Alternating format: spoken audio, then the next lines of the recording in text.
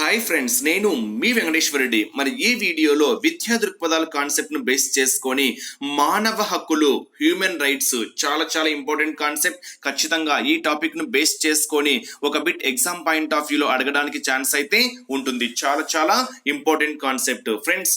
Video start చేసే ముందు ఇంకా ఎవరైనా మన ఛానల్ సబ్స్క్రైబ్ చేసుకునే వాళ్ళు ఉంటే సబ్స్క్రైబ్ చేసుకోగలరు.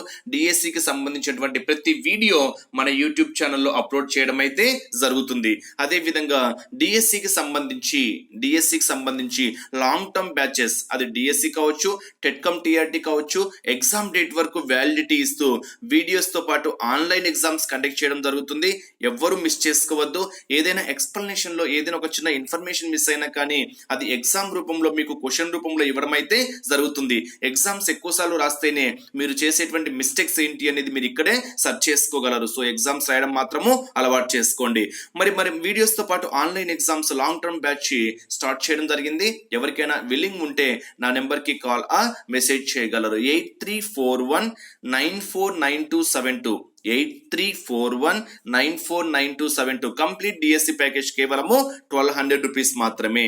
ఓకే ఫ్రెండ్స్, మరి లేట్ చేయకుండా టాపిక్ లోకి వెళ్తే అసలు మానవ హక్కులు అంటే ఏంటి, మనకు హక్కులు ఏ విధంగా ఉంటాయి? ఫర్ ఎగ్జాంపుల్, ప్రతి వ్యక్తి తనకు సంబంధించిన అంశాలలో తానే నిర్ణయం తీసుకోవాలనుకుంటాడు. ఫర్ ఎగ్జాంపుల్, నేను ఏదైనా ఒక అంశానికి సంబంధించినటువంటి నిర్ణయము వేరే వాళ్ళను అడగచ్చు, అడగకపోవచ్చు, బట్ నేనే స్వతహాగా నిర్ణయం తీసుకునేటువంటి అధికారం కూడా ఉంది.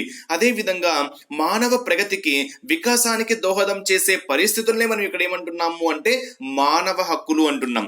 మరి మానవ హక్కులను తొలిసారిగా ఎవరు ప్రవేశపెట్టారు అనేది మనం ఒక్కసారి అబ్జర్వ్ చేస్తే, మానవ హక్కుల గురించి తొలిసారిగా ఇంగ్లాండ్ రాజు జేమ్స్ I ప్రకటించాడు. చాలా ఇంపార్టెంట్, ఎగ్జామ్ పాయింట్ ఆఫ్ వ్యూలో అడగడానికి ఛాన్స్ ఉండేటువంటి బిట్. ఎలా అడుగుతారంటే, ప్రపంచ చరిత్రలో మానవ హక్కులను తొలిసారిగా ప్రకటించినటువంటి రాజును గుర్తించండి అంటాడు. ఆప్షన్ ఏ మార్కెటెల్ థాసర్, option B James I, option C James II, option C James III అంటాడు. సో ఆన్సర్ ఏమవుతుంది అంటే జేమ్స్ I. గుర్తుపెట్టుకోవాలి. ఓకేనా, మానవ హక్కులు అంటేనే జేమ్స్. ఓకేనా, నోటెడ్ చేసుకోవాలి. హ్యూమన్ జేమ్స్, మానవ హక్కులు అంటేనే జేమ్స్ I ప్రకటించడం అయితే జరిగింది. ఏ రాజు? ఇంగ్లాండ్ రాజు. మరి మానవ హక్కుల గురించి ప్రకటించిన దాన్ని మనం ఏమంటాము అంటే మాగ్నా కార్టా. నోటెడ్ చేసుకోవాలి. మానవ మాగ్నా.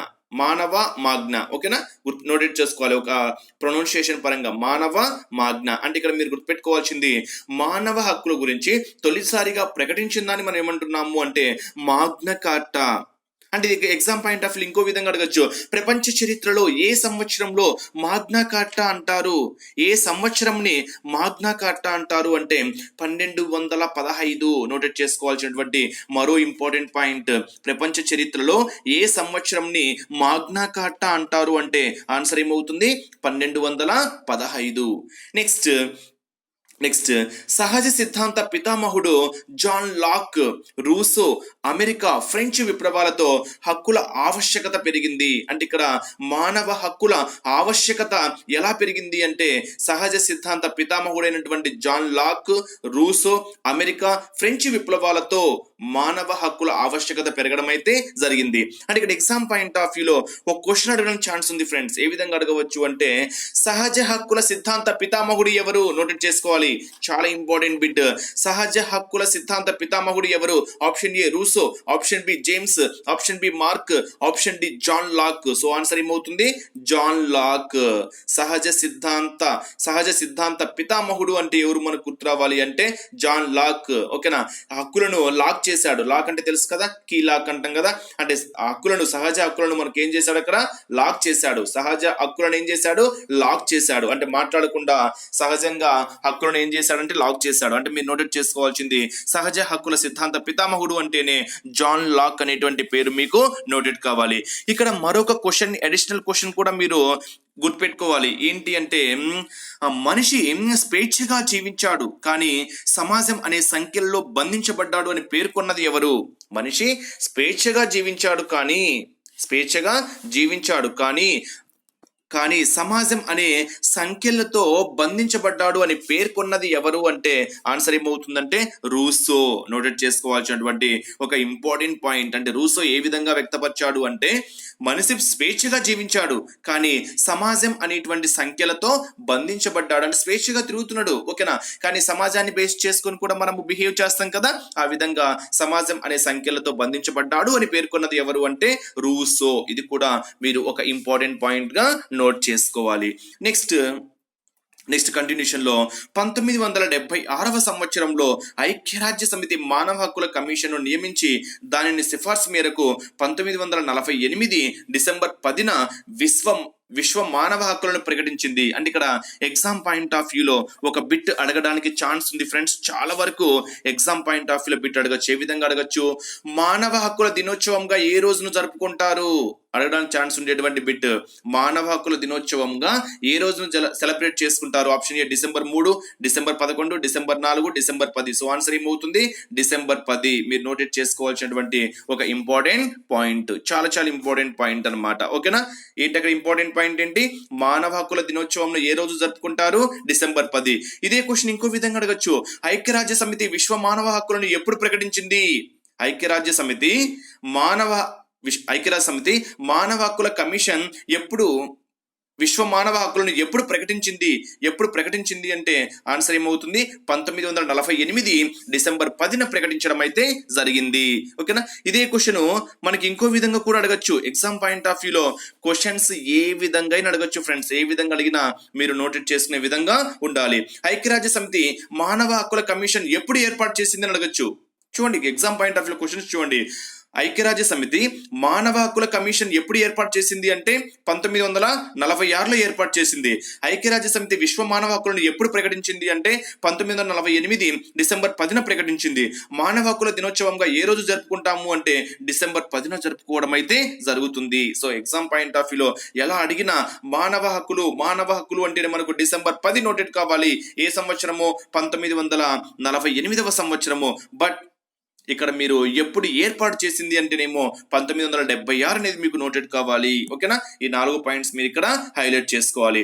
నెక్స్ట్, మరి దీనిలో మొత్తం ఎన్ని ప్రకటనలు ఉన్నాయి అంటే 30 ప్రకటనలు ఉన్నాయి. అంటే విశ్వ మానవ హక్కులను ప్రకటించింది కదా, ఆ ప్రకటించడంలో కొన్ని ప్రకటనలు ఉన్నాయి. ఏంటి అంటే మొత్తము 30 ప్రకటనలు ఉన్నాయి. ఆ 30 ప్రకటనలలో లేనిది ఏంటి అని ఎగ్జామ్ పాయింట్ ఆఫ్ వ్యూ అడగచ్చు. కాబట్టి ఆ 30 ప్రకటనలు కూడా ఎక్స్ప్లెనేషన్ చూద్దాం.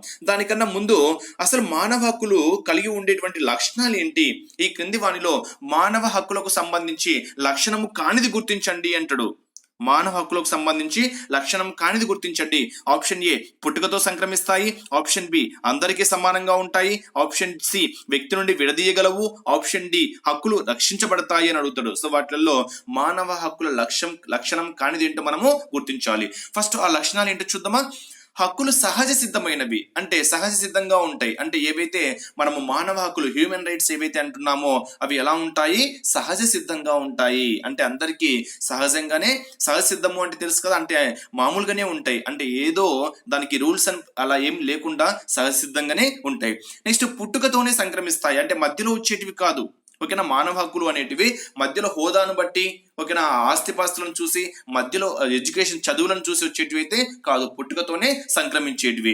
నెక్స్ట్, హక్కులను వ్యక్తి నుండి విడదీయలేము. ఓకేనా, ఏ వ్యక్తి నుండి తనకు ఉండేటువంటి స్వతమైనటువంటి మానవ హక్కులను విడదీయనికైతే కుదరదు. సో హక్కులను వ్యక్తి నుండి విడదీయలేము. ఎందుకంటే ఎగ్జామ్ పాయింట్ ఆఫ్ వ్యూలో సరికానిది అడిగేసి వ్యక్తి నుండి విడదీయగలవు అని అడుగుతుంది. సో వ్యక్తి నుండి విడదీయగలవు కాదు, హక్కులను వ్యక్తి నుండి విడదీయలేము, ఓకేనా. నెక్స్ట్, హక్కులు అందరికీ సమానంగా ఉంటాయి. అంటే పెద్ద చిన్న అని, ఓకేనా, ధనిక పేద అని, కుల మత భేద ఇలాంటివి ఏవీ లేకుండా హక్కులు అనేటివి అందరికీ సమానంగా ఉండడం అయితే జరుగుతుంది. నెక్స్ట్, హక్కులకు ఒక రకమైనటువంటి పరిమితి ఉంటుంది. ఇంతవరకు, ఓకేనా, ఇంతవరకే. అంటే ఒక హక్కును బేస్ చేసుకుని మనము హక్కు ఉంది కదా అని ఏదంటే చేయడానికి లేదు, ఓకేనా. దానికంటూ ఒక పరిమితి అనేది ఉంటుంది. నెక్స్ట్, హక్కులు రక్షింపబడతాయి. వీటి 6 మీకు లక్షణాలు నోటెడ్ చేసుకోవాలి, ఓకేనా. హక్కులు అనేటివి సహజసిద్ధంగా ఉంటాయి, పుట్టుకతోనే సంక్రమిస్తాయి, వ్యక్తి నుండి విడదీయలేము, అందరికీ సమానంగా ఉంటాయి, ఒక రకమైనటువంటి పరిమితి ఉంటుంది, హక్కులు రక్షించబడతాయి. అంటే ఎగ్జామ్ పాయింట్ ఆఫ్ వ్యూలో ఓకేనా క్రింది వాణిలో హక్కుల లక్షణం కానిది ఏంటి అని అడగడానికి ఛాన్స్ ఉంది కాబట్టి మీరు ఈ లక్షణాలను కూడా నోటెడ్ చేసుకోవాలి. నెక్స్ట్ విశ్వ మానవ హక్కులలో మొత్తము 30 ప్రకరణలు ఉన్నాయి అని చెప్పాం కదా. మరి ఆ 30 ప్రకరణలు మనం ఒక్కసారి ఫాస్ట్ గా అబ్జర్వ్ చేస్తే జీవించే హక్కు, సో అందరికీ జీవించే హక్కు ఉంటుంది. నెక్స్ట్ మనుషులు స్వేచ్ఛగా మరియు సమానంగా జన్మించాలి. నెక్స్ట్ విలక్షణం నుండి రక్షించబడతారు.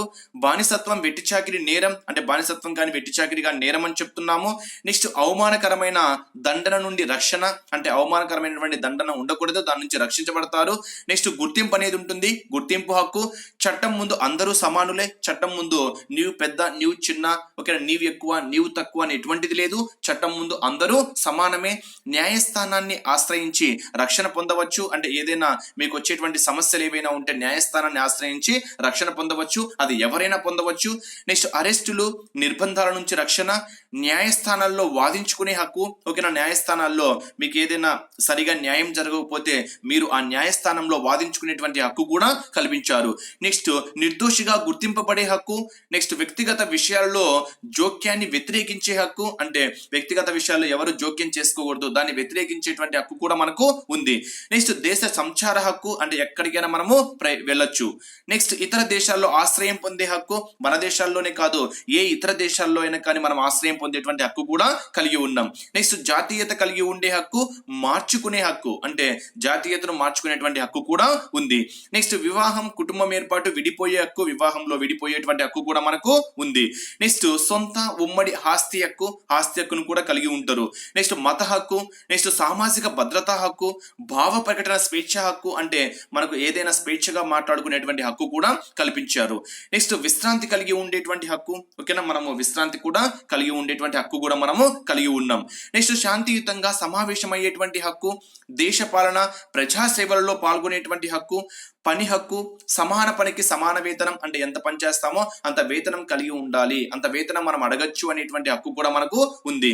నెక్స్ట్ ఆరోగ్య హక్కు, విద్యా హక్కు, సాంస్కృతిక హక్కు, హక్కుల ఉల్లంఘన నుంచి కాపాడుకునే హక్కు, హక్కులను గౌరవించాలి, ఇతర స్వేచ్ఛకు భంగం కలిగించే విధంగా ఈ హక్కులను ఏ దేశం మార్చరాదు. ఈ 30 ప్రకరణలు మనకు మానవ హక్కులలో ఉండడం అయితే జరిగింది. అంటే ఎగ్జామ్ పాయింట్ ఆఫ్ వ్యూలో మానవ హక్కులలో లేనిది ఏంటి అని అడగడానికి అయితే ఛాన్స్ ఉంటుంది కాబట్టి మీకు క్లియర్ గా చెప్పడం అయితే జరిగింది. నోటెడ్ చేసుకోవాల్సినటువంటి 30 ప్రకరణలు. సో మీరు జస్ట్ అవి ఒక్కసారి చదివి వదిలేస్తే మీకు ఈజీగా మైండ్ లో స్టోర్ అవుతాయి. అవి పెద్ద గుర్తుపెట్టుకోవాల్సిన ఆప్షన్ చూస్తేనే మీరు ఈజీగా ఆన్సర్ అయితే చేయవచ్చు, కానిది ఏంటి అంటాడు. సో అది మనకు వ్యతిరేకంగా ఉంటుంది కాబట్టి దాన్ని మనం ఈజీగా ఆన్సర్ అయితే ఐడెంటిఫై చేయవచ్చు. నెక్స్ట్ భారత రాజ్యాంగాన్ని బేస్ చేసుకొని మానవ హక్కులను ఏ విధంగా ఉన్నాయి, ఓకే ఆ ఆర్టికల్స్ ఏంటి అని మనం ఒక్కసారి అబ్జర్వ్ చేస్తే ఇక్కడ ఎగ్జామ్ పాయింట్ ఆఫ్ వ్యూలో అడగడానికి ఛాన్స్ ఉండేటువంటి బిట్స్. ఫస్ట్ విశ్వ మానవ హక్కుల ప్రకటనలో ప్రేరేపితమై రాజ్యాంగ నిర్మాతలు భారత రాజ్యాంగం 3వ భాగంలో మూడవ భాగంలో ఇక్కడ ఎగ్జామ్ పాయింట్ ఆఫ్ వ్యూలో అడగడానికి ఛాన్స్ ఉండేటువంటి బిట్ ఏ విధంగా అడగచ్చు, భారత రాజ్యాంగంలో మానవ హక్కులు ఏ విభాగంలో ఉన్నాయి అని అడుగుతారు ఫ్రెండ్స్. భారత రాజ్యాంగంలో మానవ హక్కులు ఏ విభాగంలో ఉన్నాయి? ఆప్షన్ ఏ 2వ విభాగము, ఆప్షన్ బి 3వ విభాగము, 4వ విభాగము, 5వ విభాగము. సో ఏ విభాగంలో ఉన్నాయి? 3వ విభాగంలో ఉన్నాయి. మరి 3వ విభాగంలో ఏ ఆర్టికల్స్ నుంచి ఉన్నాయి అంటే 12 నుండి 35వ భాగం వరకు మానవ హక్కులను ప్రాథమిక హక్కులు అనే పేరుతో పొందపరిచారు. చూడండి 3వ భాగంలో ఏ నిబంధనల వరకు మానవ హక్కులను ప్రాథమిక హక్కుల పేరుతో పొందపరిచారు అంటే 12 నుండి 35 వరకు. అంటే ఎగ్జామ్ పాయింట్ ఆఫ్ వ్యూలో ఒక క్వశ్చన్ అడిగే విధంగా భారత రాజ్యాంగంలో మానవ హక్కులను తెలియజేసే ఆర్టికల్స్ ఆప్షన్ ఏ 12 నుండి 35, 14 నుంచి 32, 14 నుంచి 30 అంటే ఆప్షన్స్ బేస్ చేసుకొని 16 నుంచి 32 అంటాడు. సో ఆన్సర్ ఏమవుతుంది 12 నుండి 35. సో క్వశ్చన్ ఏ విధంగా అడిగినా మీరు ఆన్సర్ చేసే విధంగా ఉండాలి. వీటిని అమెరికా రాజ్యాంగం నుండి గ్రహించారు. అంటే ఎగ్జామ్ పాయింట్ ఆఫ్ వ్యూలో ఇంకో విధంగా క్వశ్చన్ అడగచ్చు, భారత రాజ్యాంగంలో మానవ హక్కులకు మూలము భారత రాజ్యాంగంలో మానవ హక్కులకు మూలము ఆప్షన్ ఏ ప్రజలు, ఆప్షన్ బి ఐక్యరాజ్య సమితి, ఆప్షన్ సి రాజ్యాంగ పరిషత్, ఆప్షన్ డి అమెరికా అంటాడు. సో ఆన్సర్ ఏమవుతుంది? అమెరికా. ఎక్కడి నుంచి గ్రహించడం జరిగింది? అమెరికా రాజ్యాంగం నుండి గ్రహించడం జరిగింది. అయితే ప్రారంభంలో 7 ఉండేటివి, ప్రస్తుతం అయితే 6 ఉన్నాయి. మరి వాటిలో లేనిది ఏంటని ఎగ్జామ్ పాయింట్ ఆఫ్ వ్యూ అడగచ్చు. అవి ఏంటో మీరు నోటెడ్ చేసుకోవాలి. మొదటిది వచ్చేసరికి సమానత్వపు హక్కు. సో సమానత్వపు హక్కు 14 నుండి 18 ఆర్టికల్స్ మనం ఒక్కసారి అబ్జర్వ్ చేస్తే, చట్టం దృష్టిలో అందరూ సమానమే అంటే ఇక్కడ ఎగ్జామ్ పాయింట్ ఆఫ్ వ్యూలో మానవ హక్కులకు సంబంధించి చట్టం దృష్టిలో అందరూ సమానమే అని తెలియజేసేటువంటి ఆర్టికల్ ను గుర్తించండి అంటాడు. 14వ ఆర్టికల్. ఓకేనా. ఆర్టికల్ 14 ఏం చెప్తుంది అంటే 14. ఓకేనా. 14 ఏం చెప్తుంది అంటే చట్టం దృష్టిలో అందరూ సమానులే. ఓకేనా. 14 అంటే మీరు నోటెడ్ చేసుకోవాలి. 10th class. ఓకేనా. అందరూ ఫైనల్ ఎగ్జామ్ లో సమానమే. ఓకేనా. 14 ఇయర్స్ వచ్చాయి అంటే 10th క్లాస్ లోకి ఎంటర్ అవుతారు. అవునా. 10th క్లాస్ లోకి ఎంటర్ అవుతారంటే ఎగ్జామ్ లో అందరూ సమానమే. ఓకేనా. అందరూ సమానమే. పాస్ ఫెయిల్ అనేది అక్కడ ఉంటుంది కాబట్టి గుడ్డి కోసం అనమాట. ఆర్టికల్ 14 ఏం చెప్తుంది? చట్టం దృష్టిలో అందరూ సమానమే. నెక్స్ట్ 15వ ఆర్టికల్ ఏం చెప్తుంది అంటే మత, జాతి, కుల, లింగ, ప్రాంత లేక జన్మస్థాన కారణాలను బట్టి వివక్ష చూపడం నిషేధము. అంటే మతాన్ని బేస్ చేసుకొని, జాతిని బేస్ చేసుకొని, కులాన్ని బేస్ చేసుకొని, లింగం అంటే మేల ఫిమేల్ బేస్ చేసుకొని, ప్రాంతాన్ని బేస్ చేసుకొని ఇలా వివక్షత చూపించడము నిషేధము. అలా చూపించకూడదు అని ఎన్నో ఆర్టికల్ తెలియజేస్తుంది అంటే 15వ ఆర్టికల్ తెలియచేయడం అయితే జరుగుతుంది. అంటే ఎగ్జామ్ పాయింట్ ఆఫ్ వ్యూలో సమానత్వపు హక్కు అంటేనే 14 నుంచి 18 నోటెడ్ కావాలి. మరి ఆర్డర్ గుర్తుపెట్టుకోవాలి. 14 అంటే చట్టం దృష్టిలో అందరూ సమానమే. 15 అంటే జాతి, మత, కుల, లింగ ఎటువంటి వివక్ష చూపకూడదు. నెక్స్ట్ 16వ ఆర్టికల్ దేన్ని తెలియజేస్తుంది అంటే ప్రభుత్వ ఉద్యోగ విషయంలో పౌరులందరికీ సమాన అవకాశాలు. అంటే ప్రభుత్వ ఉద్యోగాన్ని బేస్ చేసుకొని పౌరులందరికీ సమాన అవకాశాలు కల్పించేటువంటి ఎన్నవ ఆర్టికల్ తెలియజేస్తుంది అంటే 16వ ఆర్టికల్ తెలియచేయడం అయితే జరుగుతుంది. నెక్స్ట్ 17వ ఆర్టికల్ అంటరానితనం నిషేధం. ఓకేనా. అంటరానితనం నిషేధం అంటే అర్థం ఏంటంటే వాళ్ళు తక్కువ కులం వాళ్ళు, వీళ్ళు ఎక్కువ కులం వాళ్ళు, ఇలాంటివి ఏవైనా ఉంటే అంటరానితనం అనేది నిషేధం అని ఎన్నవ ఆర్టికల్ తెలియజేస్తుంది అంటే ఆర్టికల్ 17 తెలియచేయడం అయితే జరిగింది. నెక్స్ట్ భారత ప్రభుత్వ దేశ పౌరులు కాని వారికి ఎలాంటి బిరుదులు ఇవ్వరాదు. అంటే భారత ప్రభుత్వ దేశ పౌరులు కాని వారికి అంటే మన భారతదేశ పౌరులు కాని వారికి ఎలాంటి బిరుదులు మనం ఇవ్వకూడదు అని ఎన్నవ ఆర్టికల్ తెలియజేస్తుంది అంటే 18వ ఆర్టికల్ తెలియజేస్తుంది. మీరు నోట్ చేసుకోవాలి. సమానత్వ హక్కు అంటేనే 14 నుంచి 18 ఆర్టికల్స్. 14 చట్టం దృష్టిలో అందరూ సమానమే. 15 జాతి, మత, కుల, లింగ భేదాలు ఇలాంటివి వివక్షను చూపించకూడదు. 16 ప్రభుత్వ ఉద్యోగ విషయంలో పౌరులందరికీ సమాన అవకాశాలు. 17 అంటరానితనం నిషేధం. 18 భారత ప్రభుత్వ దేశ పౌరులు కాని వారికి ఎలాంటి బిరుదును ఇవ్వరాదు. అంటే ఎగ్జామ్ పాయింట్ ఆఫ్ వ్యూలో ఈ క్రింది వానిలో మానవ హక్కులకు సంబంధించి అంటరానితనం నిషేధం అనేటువంటి వాక్యాన్ని తెలియజేసేటువంటి ఆర్టికల్ ను గుర్తించండి అంటాడు. సో ఆన్సర్ ఏమవుతుంది? ఆర్టికల్ 17. ఇది ఫస్ట్ వన్, సమానత్వ హక్కు. నెక్స్ట్ స్వాతంత్ర హక్కు. ఓకేనా. స్వాతంత్ర హక్కు 19 నుంచి 22 ఆర్టికల్స్ తెలియజేస్తాయి. మరి 19వ ఆర్టికల్ దేన్ని తెలియజేస్తుంది అంటే భారతదేశ పౌరులకు ఈ క్రింది స్వేచ్ఛలు కలవు. ఓకేనా. ఆ స్వేచ్ఛలు ఏంటో చూద్దాం. ఓకేనా. అంటే భారతదేశ ప్రజలందరికీ కొన్ని స్వేచ్ఛలు కలవు అనేటువంటి ఆర్టికల్ ఎన్నవది అంటే 19వ ఆర్టికల్ తెలియచేయడం అయితే జరుగుతుంది. మరి ఆ స్వేచ్ఛలు ఏంటి? భావ ప్రకటన అంటే మనం ఏదైనా వ్యక్తపరచవచ్చు, సమావేశాలు నిర్వహించుకోవచ్చు, సంఘాలు ఏర్పాటు చేసుకోవచ్చు, దేశ సంచారం ఎక్కడికైనా తిరగవచ్చు, దేశంలో ఎక్కడైనా నివాసం పొందవచ్చు, నచ్చిన వృత్తి, వ్యాపారం ఏదైనా చేసుకోవచ్చు. ఇవన్నీ మనకు స్వేచ్ఛను కలిగించేటువంటి కొన్ని వృత్తులు అనమాట. మనం ఏదైనా మాట్లాడుకోవచ్చు, సమావేశాలు నిర్వహించుకోవచ్చు, సంఘాలు ఏర్పాటు చేసుకోవచ్చు, ఎక్కడైనా తిరగవచ్చు, ఓకేనా, ఎక్కడైనా నివాసం చేసుకోవచ్చు, ఏ వృత్తి ఏ వ్యాపారమైనా చేసుకోవచ్చు. ఇవన్నీ మనకు ఏ ఆర్టికల్ తెలియజేస్తుంది అంటే 19వ ఆర్టికల్ తెలియజేస్తుంది. అంటే ఎగ్జామ్ పాయింట్ ఆఫ్ వ్యూలో మానవ హక్కులకు సంబంధించి స్వాతంత్రపు హక్కు 19వ ఆర్టికల్ తెలియజేయనటువంటి దానిని గుర్తించండి అంటాడు. సో దీనిలో లేనటువంటి ఆప్షన్ ఇవ్వడానికి అయితే ఉంటుంది. నెక్స్ట్ ఆర్టికల్ 20 ఏం చెప్తుంది అంటే ఒక తప్పుకు 2 సార్లు శిక్షించరాదు. బలవంతం సాక్ష్యం నిషేధం. అంటే ఏదైనా ఒక తప్పు చేశారనుకోండి, ఆ తప్పు చేసిన దానికి 2 సార్లు శిక్ష విధించకూడదు. ఓకేనా. ఒకసారి ఇప్పుడు ఏదైనా తప్పు చేశాము, ఒకసారి శిక్ష విధించారు, అయిపోయింది. మళ్ళీ అదే తప్పుకు మళ్ళీ శిక్ష విధించడం అనేది తప్పు. అంటే 2 సార్లు 20. ఓకేనా. ఆర్టికల్ 20 ఒక తప్పుకు 2 సార్లు శిక్ష విధించరాదు అని తెలుపుతుంది. నెక్స్ట్ 21 ఏం చెప్తుంది అంటే జీవించే హక్కు. చాలా చాలా ఇంపార్టెంట్. ఓకేనా. మానవ హక్కులలో ఓకేనా. జీవించే హక్కు ఎన్నవ ఆర్టికల్ ను తెలియజేస్తుంది అంటే 21వ ఆర్టికల్ ను తెలియజేస్తుంది. అంటే ఎగ్జామ్ పాయింట్ ఆఫ్ వ్యూలో రివర్స్ లో కూడా అడగచ్చు. ఏ విధంగా అడగచ్చు? మానవ హక్కులకు సంబంధించి ఆర్టికల్ 21 యొక్క ముఖ్య ఉద్దేశం ఏంటి అంటాడు. ఆర్టికల్ 21 ముఖ్య ఉద్దేశం ఏంటి? ఆన్సర్ ఏమవుతుంది? జీవించే హక్కు. ఓకేనా. జీవించడము అంటే 21. ఓకేనా. 21 ఇయర్స్కి వచ్చేసరికి నువ్వు బాగా జీవించి ఉండాలి. ఓకేనా. ఇంకా నువ్వు సెటిల్మెంట్ అనేది ఏర్పరచుకోవాలి. 21 అంటేనే జీవించే హక్కు అనేది మీకు మైండ్ లో నోటెడ్ చేసుకోవాలి. నెక్స్ట్ ఆర్టికల్ 21A ఏం తెలియజేస్తుంది అంటే 6 నుండి 14 సంవత్సరంల వయసు గల వారికి ఉచిత నిర్బంధ విద్య వారి హక్కు. ఓకేనా. ఉచిత నిర్బంధ విద్య వారి హక్కు అని తెలియజేసేటువంటి ఆర్టికల్ ఏంటి అంటే ఆర్టికల్ 21A. చాలా సార్లు చెప్పాము ఇది. ఓకేనా. ఆర్టికల్ 21A జీవించే హక్కు అంటేనే ఆర్టికల్ 21. మరి 21A ఏం చెప్తుంది? 6 నుండి 14 సంవత్సరంల వయసు గల వారికి ఉచిత నిర్బంధ విద్య వారి హక్కుగా తెలియజేస్తుంది. నెక్స్ట్ 22 మనకి ఏం తెలియజేస్తుంది అంటే అరెస్ట్ చేసిన వ్యక్తిని 24 గంటల్లోపు మెజిస్ట్రేట్ ముందు హాజరుపరచాలి. అంటే ఎవరైనా ఒక వ్యక్తి అరెస్ట్ చేయబడ్డారు అనుకోండి, ఆ అరెస్ట్ చేయబడ్డటువంటి వ్యక్తి 24 గంటల లోపే అంటే ఒక రోజు లోపే మెజిస్ట్రేట్ ముందు హాజరుపరచాలి. అంటే ఇక్కడ 24 గంటల లోపే అంటే 24 గంటల లోపే అంటే ముందే కాబట్టి ఆర్టికల్ 22 అని గుర్తుపెట్టుకోండి. ఓకేనా. ఆర్టికల్ 22 ఏం తెలియజేస్తుంది? అరెస్ట్ చేయబడినటువంటి వ్యక్తిని 24 hours లోనే మెజిస్ట్రేట్స్ ముందు హాజరుపరచాల్సిన అవసరం అయితే ఉంటుంది. ఇవి మనకు స్వేచ్ఛను కలిగించేటువంటి స్వాతంత్ర హక్కును కలిగి ఉండేటువంటి ఆర్టికల్స్. 19 ఏమో స్వేచ్ఛను కలిగి ఉంటాయని చెప్తున్నాము. 20 ఒక తప్పుకు 2 సార్లు శిక్షించకూడదు. 21 జీవించే హక్కు. 21A 6 నుండి 14 సంవత్సరంల వయసు కలిగిన వారికి ఉచిత నిర్బంధన హక్కు. 22 ఏం చెప్తుంది? అరెస్ట్ చేసిన వ్యక్తిని 24 గంటల లోపే మెజిస్ట్రేట్ ముందు హాజరుపరచాల్సిన అవసరం అయితే ఉంటుంది. నెక్స్ట్ 3వది పీడనాన్ని నిరోధించే హక్కు. ఎగ్జామ్ పాయింట్ ఆఫ్ వ్యూ అడగచ్చు ఫ్రెండ్స్. ఎగ్జామ్ పాయింట్ ఆఫ్ వ్యూలో ఇందాక చెప్పాను చూడండి, ఈ క్రింది వాణిలో మా భారత రాజ్యాంగం ప్రకారము మానవ హక్కులకు సంబంధించి కానిది గుర్తించండి అంటాడు. ఆప్షన్ ఏ సమానత్వ హక్కు, ఆప్షన్ బి స్వాతంత్రపు హక్కు, ఆప్షన్ డి పీడన నిరోధించే హక్కు. ఇలా ఆప్షన్స్ లో లేనిది అడగడానికి కూడా ఛాన్స్ ఉంటుంది. ఫస్ట్ అవి క్లియర్ గా రాసుకోండి. ఓకేనా.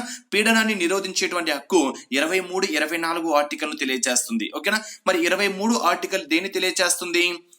వ్యభిచారం, పిల్లల మనుషుల క్రమ విక్రయత నిషేధం అంటే వ్యభిచారం నిషేధము అనేటువంటి ఆర్టికల్ ఎన్నోది? 23వ ఆర్టికల్. మరి 24వ ఆర్టికల్ ఏంటి అంటే పిల్లలను పనిలో పెట్టుకోవడం నిషేధము. చాలా చాలా చాలా ఇంపార్టెంట్. మరి ఆర్టికల్ 21 ఏమో జీవించే హక్కును తెలియజేస్తే ఆర్టికల్ 24 ఏమో పిల్లలను పనిలో పెట్టుకోకూడదు, పిల్లలను పనిలో పెట్టుకోవడం నిషేధం అని తెలియజేసేటువంటి ఆర్టికల్ ను గుర్తించండి అని అడుగుతారు. సో చాలా చాలా ఇంపార్టెంట్. ఆన్సర్ ఏమవుతుంది అంటే ఆర్టికల్ 24.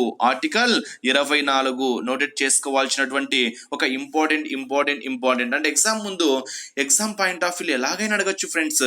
చట్టం ముందు అందరూ సమానమే సూచించేటువంటి రాజ్యాంగ నిబంధన ఏంటి అని అడుగుతారు. చిన్న ఎగ్జాంపుల్ చూడండి. ఓకేనా.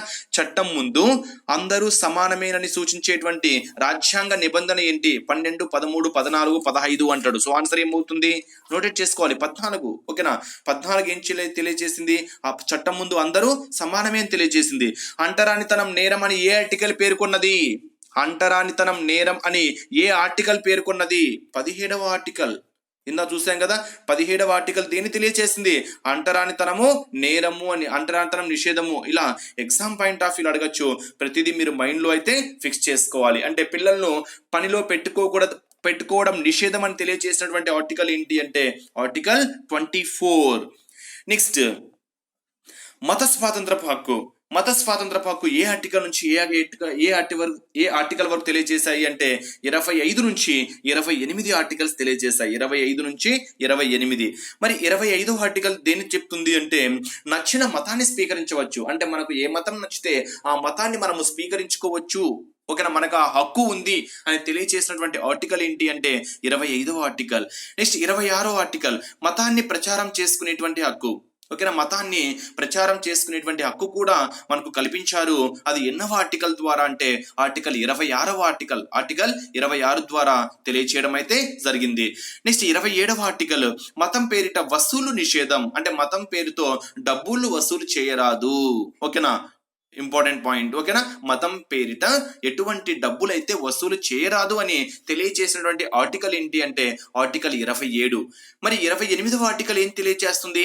ప్రభుత్వం విద్యాలయంలో మత బోధన నిషేధము, అంటే మత బోధన అనేది నిషేధం. అంటే ఇక్కడ మనము మతానికి సంబంధించి ఎటువంటి బోధించడం అనేది ఉండకూడదు విద్యాలయాలలో, అంటే ప్రభుత్వ విద్యాలయాలలో మత బోధన నిషేధం అని తెలియచేసినటువంటి ఆర్టికల్ ఏంటి అంటే ఆర్టికల్ 28. నోటెడ్ చేసుకోవాలి ఫ్రెండ్స్. మత స్వాతంత్ర హక్కు అంటేనే 25 నుంచి 28 ఆర్డర్లో నీకు నచ్చిన మతాన్ని స్వీకరించుకోవచ్చు. తర్వాత మతాన్ని స్వీకరించిన తర్వాత ఏం చేస్తావు? ప్రచారం చేసుకుంటావు, అంటే మతాన్ని ప్రచారం చేసుకోవచ్చు.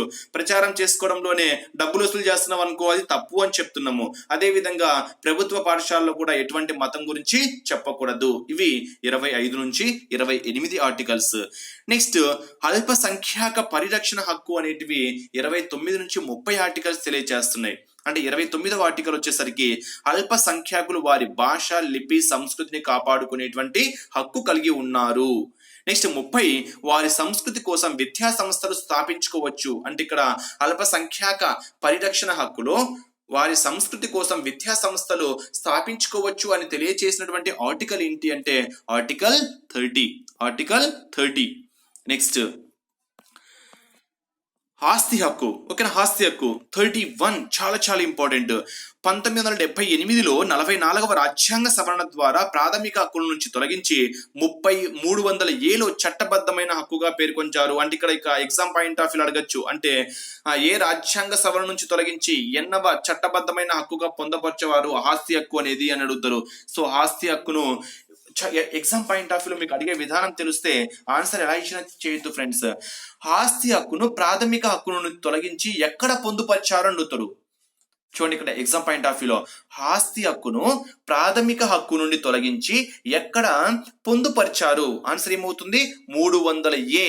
ఇదే క్వశ్చన్ ఇంకో విధంగా అడగచ్చు, ఆస్తి హక్కు ఏ రాజ్యాంగం నుండి తొలగించారు?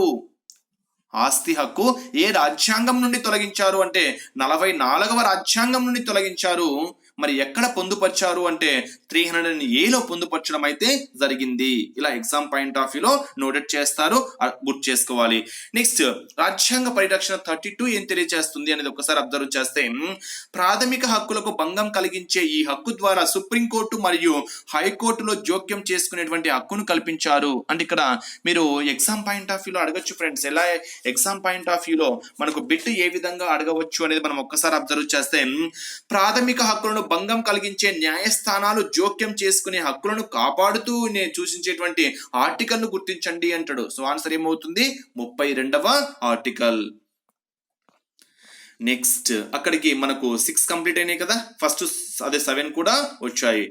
అక్కడికి మెయిన్ పాయింట్స్ ఆర్టికల్స్ అన్ని కవర్ చేసాం ఫ్రెండ్స్. మీరు ప్రతిదీ నోటెడ్ చేసుకోవాల్సిన అవసరం అయితే ఉంది. నెక్స్ట్ 1 జాతీయ మానవ హక్కుల కమిషన్.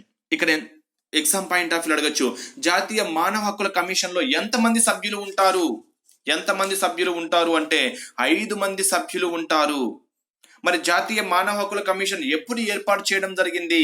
1993లో ఏర్పాటు చేయడం జరిగింది. మరి మానవ హక్కుల కమిషన్ చైర్మన్ సభ్యులను ఎవరు ఎన్నుకుంటారు అని అడగచ్చు. మరి ఎవరు ఎన్నుకుంటారు అంటే రాష్ట్రపతి ఎన్నుకుంటాడు. ఈ విధంగా క్వశ్చన్స్ ఉండవచ్చు. మరి ఆ క్వశ్చన్స్ బేస్ చేసుకొని అసలు ఎక్స్ప్లెనేషన్ ఏంటో చూద్దాం. First national human rights commission, NHRC అంటే నేషనల్ హ్యూమన్ రైట్స్ కమిషన్, ఓకేనా. ఫుల్ ఫామ్ కూడా ఇంపార్టెంట్. జాతీయ మానవ హక్కుల commission full form friends NHRC, national human rights commission. మరి భారతదేశంలో జాతీయ మానవ హక్కుల కమిషన్ ను 1993 సెప్టెంబర్ 28న పార్లమెంటు చట్టం ద్వారా ఏర్పాటు చేశారు. ఇప్పుడే చెప్పాను కదా ఎగ్జామ్ పాయింట్ ఆఫ్ వ్యూ ఎలా అడగచ్చో. జాతీయ మానవ హక్కుల కమిషన్ ఎప్పుడు ఏర్పాటు చేయడం జరిగింది? ఎప్పుడు? 1993. ఎగ్జాక్ట్ గా మంత్ డేట్ బేస్ చేసుకొని కూడా ఎగ్జామ్ పాయింట్ ఆఫ్ వ్యూ అడిగితే మానవ హక్కుల కమిషన్ అంటేనే మనకు 1993 సెప్టెంబర్ 28న మీరు నోటెడ్ చేసుకోవాలి. నెక్స్ట్ ఈ కమిషన్ లో ఒక చైర్మన్ మరియు 4 సభ్యులు ఉంటారు. చూడండి, ఈ కమిషన్ లో ఒక చైర్మన్ 4 సభ్యులు ఉంటారు. అంటే ఎగ్జామ్ పాయింట్ ఆఫ్ వ్యూ అడగచ్చు, జాతీయ మానవ హక్కుల కమిషన్ లో ఎంతమంది సభ్యులు ఉంటారు? మొత్తం ఎంతమంది సభ్యులు అంటే 5 మంది సభ్యులు ఉంటారు. మరి 5 మంది సభ్యులు మొత్తం ఎంతమంది సభ్యులు ఉంటారు అంటే ఒక చైర్మన్ ఉంటాడు, 4 సభ్యులు, అంటే మొత్తం వచ్చేసరికి 5 మంది ఫ్రెండ్స్. జాతీయ మైనారిటీ హక్కుల కమిషన్ చైర్మన్, జాతీయ ఎస్సీ ఎస్టీ హక్కుల కమిషన్ చైర్మన్లు మరియు జాతీయ మహిళా కమిషన్ అధ్యక్షులు ఈ జాతీయ హోదా రీత్యా సభ్యులుగా ఉంటారు. ఓకే, నెక్స్ట్ ఈ కమిషన్ చైర్మన్ ను సభ్యులను రాష్ట్రపతి నియమిస్తాడు. ఇక్కడ ఎగ్జామ్ పాయింట్ ఆఫ్ అడగచ్చు. జాతీయ మానవ హక్కుల కమిషన్ చైర్మన్ సభ్యులను ఎవరు నియమిస్తారు అంటే మనకు ఆన్సర్ ఏమవుతుంది, రాష్ట్రపతి నియమించడం అయితే జరుగుతుంది. మరి 6 సభ్యులు గల కమిటీ సిఫార్సు మేరకు ఈ కమిటీలో ప్రధాని, Lok Sabha speaker, Rajya Sabha deputy chairman, లోక్సభలో ప్రతిపక్ష నాయకుడు, రాజ్యసభలో ప్రతిపక్ష నాయకుడు, కేంద్ర హోంశాఖ మంత్రి కూడా ఉండడం అయితే జరుగుతుంది. ఓకేనా, అవి కూడా మీరు నోటెడ్ చేసుకోవాల్సినటువంటి ఒక ఇంపార్టెంట్ ఎగ్జామ్ పాయింట్ ఆఫ్ వ్యూలో. మానవ హక్కుల కమిషన్ లో లేనటువంటి సభ్యులను గుర్తించండి అంటాడు. లేనటువంటి సభ్యులను గుర్తించండి అని అడగచ్చు, కాబట్టి అవి కూడా మీరు నోటెడ్ చేసుకోవాలి. నెక్స్ట్ ఈ కమిషన్ చైర్మన్ సభ్యుల యొక్క పదవీ కాలం వచ్చేసరికి 5 సంవత్సరములు లేదా పదవి విరమణ వయసు వచ్చేసరికి 70 సంవత్సరములు. అంటే ఎగ్జామ్ పాయింట్ ఆఫ్ వ్యూలో జాతీయ మానవ హక్కుల కమిషన్ సభ్యుల పదవీ కాలాన్ని గుర్తించండి అంటాడు. ఆప్షన్ ఏ 4 లేక 65 సంవత్సరంలో, ఆప్షన్ బి 5 లేక 65 సంవత్సరంలో, ఆప్షన్ సి 6 లేక 70 సంవత్సరంలో, ఆప్షన్ డి 5 లేదా 70 సంవత్సరంలో అంటాడు. సో ఆన్సర్ ఏమవుతుంది, పదవీ కాలం వచ్చేసరికి 5 సంవత్సరంలో లేదా పదవి విరమణ వయసు వచ్చేసరికి 70 సంవత్సరంలో. మరి వీరిని ఎవరు తొలగిస్తారు అంటే రాష్ట్రపతి తొలగిస్తాడు. ఓకేనా, మరో ఇంపార్టెంట్ పాయింట్ గా మీరు దీన్ని చెప్పుకోవచ్చు. ఎవరు తొలగిస్తారు, వీరిని రాష్ట్రపతి తొలగిస్తాడు. యూనియన్ పబ్లిక్ సర్వీస్ కమిషన్ సభ్యులను తొలగించే ప్రక్రియ ద్వారానే ఓకేనా తొలగించడం అయితే జరుగుతుంది. నెక్స్ట్ ఈ కమిషన్ చైర్మన్ గా నియమించబడే వ్యక్తి సుప్రీంకోర్టు ప్రధాన న్యాయమూర్తిగా పనిచేసి ఉండాలి. ఇక్కడ చూడండి, ఈ కమిషన్ చైర్మన్ లో నియమించబడాలి అంటే ఆ వ్యక్తి ఎక్కడ పనిచేసి ఉండాలి, సుప్రీంకోర్టు ప్రధాన న్యాయమూర్తిగా పనిచేసి ఉండాలి. ఇది కూడా ఒక ఇంపార్టెంట్ పాయింట్ గా చెప్పుకోవచ్చు. నెక్స్ట్ సభ్యులలో ఒకరు సుప్రీంకోర్టు న్యాయమూర్తిగా, మరొకరు హైకోర్టు ప్రధాన న్యాయమూర్తిగా పనిచేసి ఉండాలి. మరో 2 మానవ హక్కుల రంగంలో అనుభవజ్ఞులై ఉండడం అయితే జరుగుతుంది. నెక్స్ట్ కమిషన్ యొక్క విధులు ఏంటి అని మనం ఒకసారి అబ్జర్వ్ చేస్తే, మానవ హక్కుల ఉల్లంఘన లేదా ఉల్లంఘనను నివారించడంలో ప్రభుత్వ ఉద్యోగి విఫలమైనప్పుడు తనంతట తానుగానే లేదా ఫిర్యాదు ఆధారంగా కానీ విచారం జరపవచ్చు. ఓకేనా, అంటే ఎగ్జామ్ పాయింట్ ఆఫ్ వ్యూలో ఈ క్రింది వాణిలో జాతీయ మానవ హక్కుల కమిషన్ విధిని గుర్తించండి అంటాడు. ఆప్షన్ ఏ హక్కులను కాపాడము, ఆప్షన్ బి హక్కుల ఉల్లంఘన అయితే జోక్యం చేసుకోవడము, ఆప్షన్ సి జైలును సందర్శించడము, ఆప్షన్ డి సంథింగ్ ఏదో ఒకటి ఇవ్వచ్చు. సో అలా ఎగ్జామ్ పాయింట్ ఆఫ్ వ్యూలో అడగడానికి ఛాన్స్ అయితే ఉంటుంది. నెక్స్ట్ న్యాయస్థానాల అనుమతితో మానవ హక్కుల ఉల్లంఘనకు సంబంధించి కేసులో కక్షిదారులను చేరడము, జైళ్లను ఇతర నిర్బంధ గృహాలను సందర్శించవచ్చు. ఓకేనా, అక్కడ సందర్శించవచ్చు. తనిఖీ చేసి అక్కడ ఉన్న వారికి వసతి కల్పనలో విచారించి సూచనలు కూడా ఇవ్వడం అయితే జరుగుతుంది. మానవ హక్కుల పరిరక్షణలో రాజ్యాంగంలో పొందుపరిచిన అంశాలను, చట్టపరమైన నిబంధనలను నిరంతరం సమీక్షించు తగిన సూచనలు ఇవ్వడం కూడా కమిషన్ యొక్క ముఖ్య విధిగా చెప్పుకోవచ్చు. నెక్స్ట్ మానవ హక్కుల పరిరక్షణ సూచించే అంతర్జాతీయ ఒప్పందాలను సమీక్షించి అవసరమైన సిఫార్సులు చేయడము, ప్రసార సాధనాల ద్వారా అలాగే సమావేశాలు, సందర్శనల ద్వారా సమావేశంలో సంథింగ్ ఆ చర్యలు కూడా తీసుకునేటువంటి హక్కులు కమిషన్ కి ఉండడం అయితే జరుగుతుంది. నెక్స్ట్ లాస్ట్ పాయింట్ వచ్చేసరికి ఉపాధ్యాయుని పాత్ర ఏ విధంగా ఉండాలి. ఎగ్జామ్ పాయింట్ ఆఫ్ వ్యూ అడగచ్చు. ఏ విధంగా అడగచ్చు అంటే హక్కుల అవగాహన కలిగిన ఉపాధ్యాయులు ఎల్లప్పుడూ దేనిని కలిగి ఉంటారు. ఆప్షన్ బి హక్కులను పాటిస్తారు, ఆప్షన్ బి హక్కులను బోధిస్తారు, ఆప్షన్ సి హక్కులను గౌరవిస్తారు, ఆప్షన్ డి హక్కుల దినోత్సవం నిర్వహిస్తారు. సో ఆన్సర్ ఏమవుతుంది, హక్కులను గౌరవించాలి. హక్కును ఏం చేయాలి, గౌరవించాలి. చూడండి, ఇక్కడ మానవ హక్కుల పట్ల ఉపాధ్యాయునికి అవగాహన కలిగి ఉండాలి. ఫస్ట్ తన బాధ్యతను సక్రమంగా నిర్వహిస్తూ ఇతరులను సహకరిస్తూ స్నేహంగా మెలగాలి. ప్రతి ఉపాధ్యాయుడు తనకు తాను గౌరవించుకుంటూ ఇతరులను గౌరవిస్తూ ఉండాలి. ఇదే ఇప్పుడు నేను చెప్పిన పాయింట్. హక్కుల అవగాహన కలిగిన ఉపాధ్యాయుడు ఎల్లప్పుడూ ఎలా ఉండాలి, దేనిని కలిగి ఉండాలి అంటే హక్కులను గౌరవించడం తెలియాలి, హక్కులను గౌరవిస్తూ ఉండాలి. ఇవి మానవ హక్కులను బేస్ చేసుకొని కొన్ని ముఖ్యమైనటువంటి ఇంపార్టెంట్ పాయింట్స్. మీరు ఒక్కసారి నోట్స్ ప్రిపేర్ చేసుకొని నెంబర్ ఆఫ్ టైమ్స్ రికలెక్ట్ చేసుకుంటేనే మీకు ఈ కాన్సెప్ట్స్ అనేవి గుర్తుంటాయి. ఒక్కసారి జస్ట్ చదివి వినడం వల్ల ఈ కాన్సెప్ట్స్ అయితే గుర్తుండవు. మీరు క్లియర్ గా నోట్స్ ప్రిపేర్ చేసుకోవాలి. 1-2 సార్లు రికలెక్ట్ చేసుకుంటూ రివిజన్ చేసుకుంటే మాత్రమే ఈ టాపిక్స్ గుర్తుంటాయి. Friends, wish you all the best.